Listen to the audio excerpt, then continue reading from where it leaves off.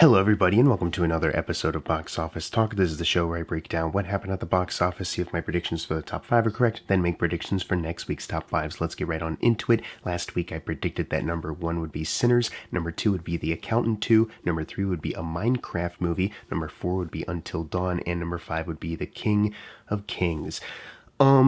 I only got 1 out of 5 of my predictions right for this weekend. It's wild because something that I was kind of like, I'm crossing my fingers hoping that I get this right. I did get that right, but then I didn't predict that a certain re-release was going to not only sneak its way into the top 5, but kind of upend everyone's kind of estimations of how well it would do.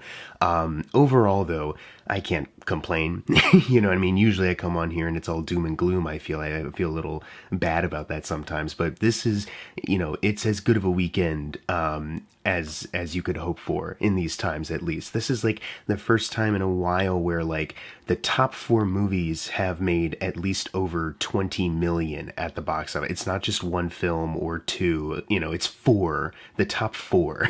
and 2 through 4 are like kind of incredibly close as well, which is what makes that really exciting too. And of course, what makes it all the more exciting, you get to number 1, and it was once again Sinners. And I was wondering, like, yeah, the word of mouth on this is already really strong. People are talking about that. Tom Cruise did a post today about it. He's endorsing this. Pedro Pascal has talked up about it. Spike Lee on Instagram. So people are talking about this movie still everywhere. So I was wondering, like, I'm thinking it's going to hold over well. Just how well? So I say all that to say now, this is one of the smallest second weekend drops ever, only dropping about 6%. Last weekend when we did the video, we talked about how it was opening to 45 million, but really, when the actual numbers came out on Monday, it squeaked up to 48.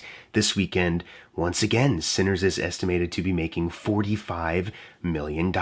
And, judging by how last weekend went, it is not out of the realm of possibility that when the official numbers come out on Monday, it could also get even closer, which is just fucking crazy, right? Like, this is one of the, guys, think about it. This is one of the smallest drops ever for like a major release, you know what I mean? Like, not even like one of the big event comic book films in recent years, which I guess would be like Infinity War and Endgame, right? Or like one of the Star Wars movies.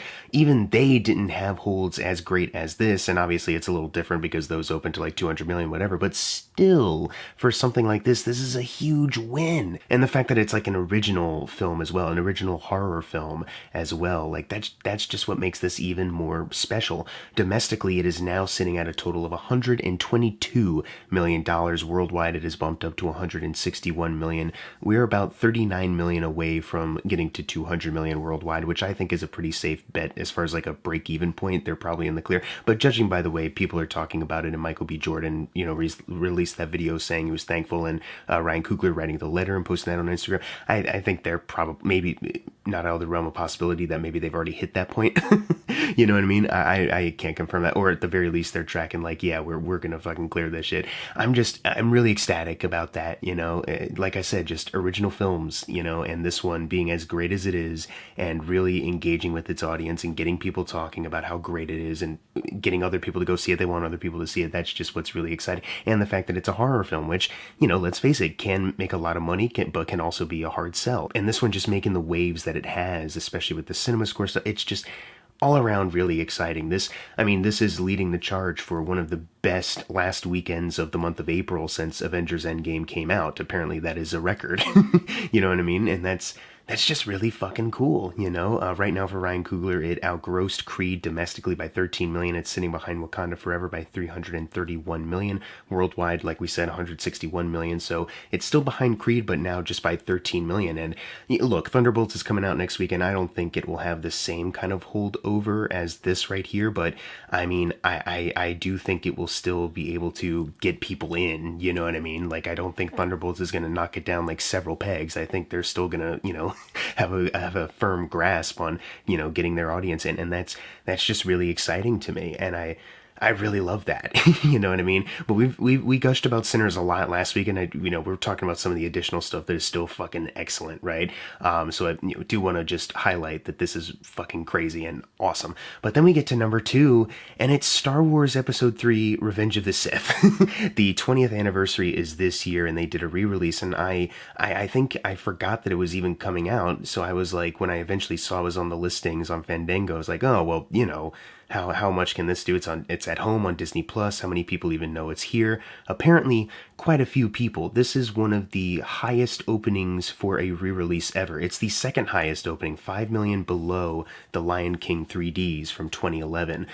So all in all, basically to say this movie opened to $25 million, and that is crazy. That is so crazy for a re-release, you know what I mean? Like I was saying, for something that people could just watch at home at this point, but still they chose to go see a film that they love, that they hold high memories of, or something that they just haven't seen in a while and they wanted to experience it again on the big screen. They chose that format.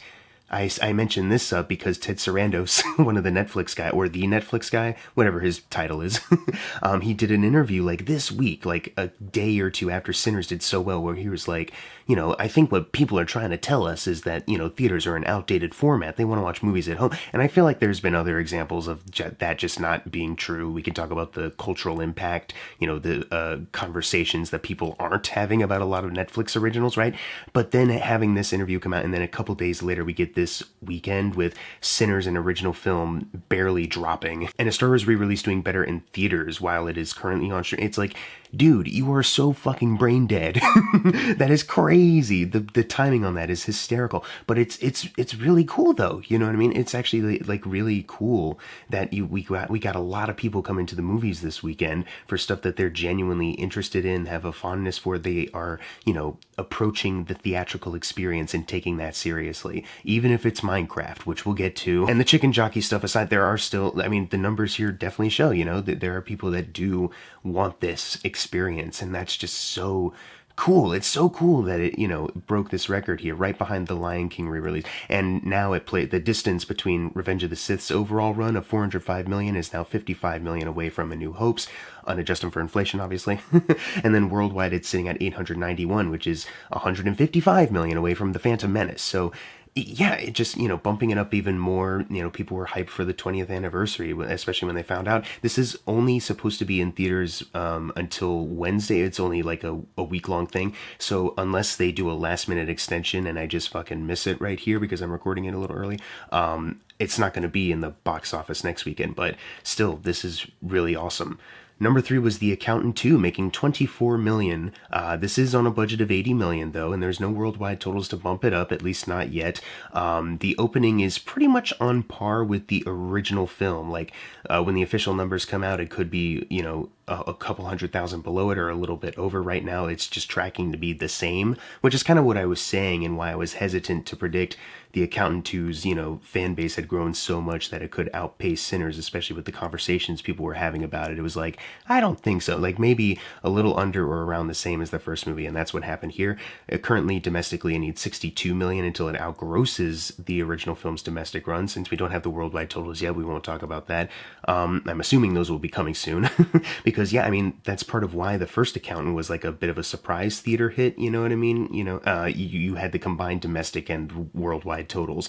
Right now, if you're just relying on the domestic run, I wouldn't say it's in the greatest spot, especially with a higher budget than the first film. But I don't know, maybe this is one. Like, a lot of people are seeing Sinners this weekend. Obviously it's at number 1, a lot of attention's on it. Maybe once people are like, oh, The Accountant 2 is also out, yeah, I should also give that a shot. Maybe we'll get some of that. Or maybe even similar to the first Accountant, where it did like pretty, modest in the theaters, and then, probably went on to have a good, like, at-home run. Maybe it'll do about the same there. So there's that. It's still kind of early days for this, and I don't want to, like, doomstalk this because, with no worldwide totals to, like, kind of show where it is at, it just doesn't feel right.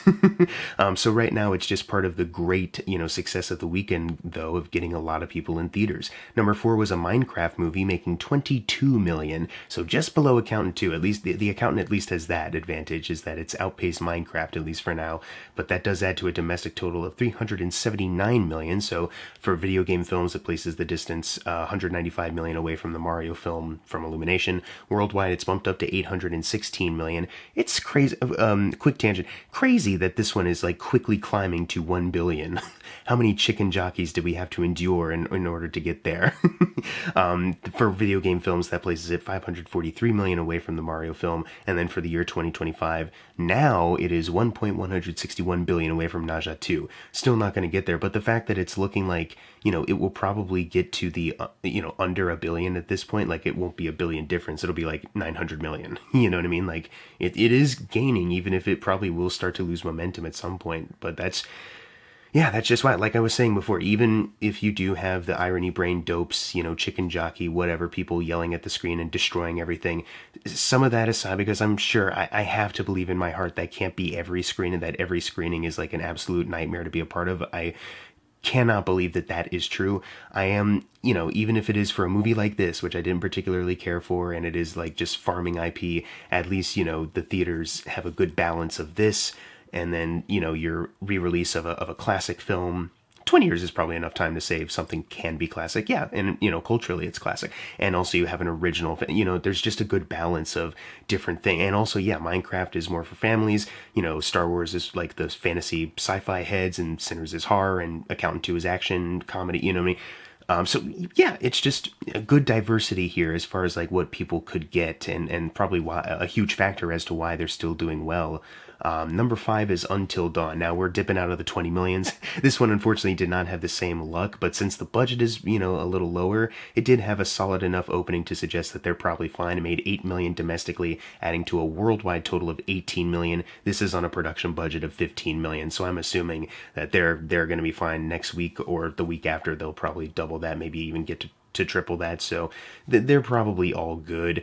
They probably made more money off of the video game sales anyway, so who knows if they even care if this is successful or not. They might be able to make that back with a couple other purchases of the video game copy, right?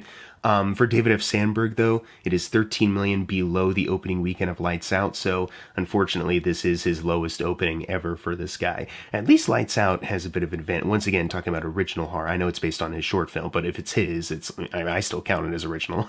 You know what I mean? A win for an original horror film in that regard, not necessarily a win for this film, which might as well be an original film, but they have slapped Until Dawn IP recognizable images on top of it and into the plot that it's like, save it for a different time, Jackson. Yeah, that's a whole other video, the frustration with that. Anyways, though, it needs 49 million until it outgrosses Shazam 2 for David F. Sandberg. I don't think that's going to happen as much as Shazam 2 is a notable flop for DC, but I don't think, Until Dawn will have the momentum to get there. And then worldwide, it's 116 million away from Shazam 2, so definitely not that. It's just that thing of like, Until Dawn, it is a new film that you could go see, but Sinners, as far as like horror films, has really soaked up all of the attention. And I think it's for the better. Sorry, David F. Sandberg, I love you, but, look, I think even he can agree that Sinners is probably a better film and probably worth more people's time and better for the industry as a whole.